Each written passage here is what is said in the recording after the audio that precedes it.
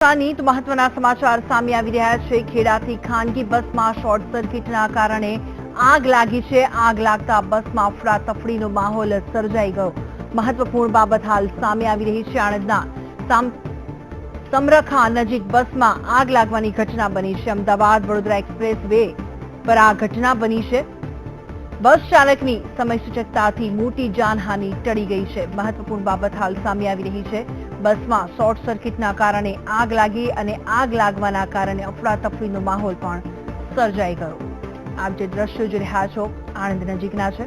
ખાનગી બસમાં શોર્ટ સર્કિટના કારણે આગ લાગી અને આગ લાગવાના કારણે અફડાતફડીનો માહોલ સર્જાઈ ગયો।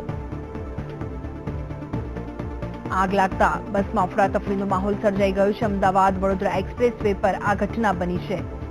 આણંદના સામરખા નજીક આ ઘટના બની, જ્યારે અમદાવાદ વડોદરા એક્સપ્રેસ વે પર આ ઘટના બની છે। મહત્વપૂર્ણ બાબત હાલ સામે આવી રહી છે।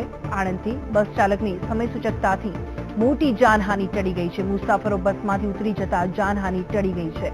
ઉલ્લેખનીય છે કે આણંદમાં બસમાં શોર્ટ સર્કિટના કારણે આગ લાગી અને આગ લાગવાના કારણે અફડાતફડીનો પણ માહોલ સર્જાઈ ગયો। ખાનગી બસમાં શોર્ટ સર્કિટના કારણે આગ લાગી છે। આ અંગે વધુ વિગત સાથે જોડી ગયા છે અમારા સંવાદદાતા સંદીપ રાજપૂત। સંદીપ, જણાવશો શું વિગત છે આ અંગે હાલ?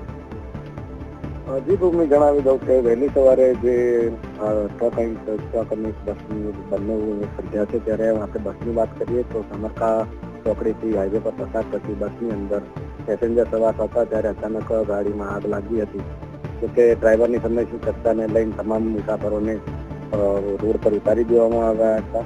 ત્યારબાદ આ બસ પૂરી ભડકેથી ભરી ગઈ હતી અને ત્યારબાદ ફાયર ફાઈટર ઘટના સ્થળે પહોંચી આગ પર કાબુ મેળવ્યો હતો। જોકે ડ્રાઈવરની સમયસૂચકતાને લઈને કોઈ પણ મુસાફરને જાનહાનિ થઈ નથી। આમ કહી શકાય કે ખાલી બસને જ નુકસાન થયું છે, બાકી બધાનો બાબત બચાવ થયો। બિલકુલ સંદીપ, ખૂબ ખૂબ આભાર માહિતી આપવા માટે। આણંદની ઘટના છે। આણંદના સામરખા નજીક બસમાં આગ લાગવાની ઘટના ઘટી। અમદાવાદ વડોદરા એક્સપ્રેસ વે પર આ ઘટના બની છે।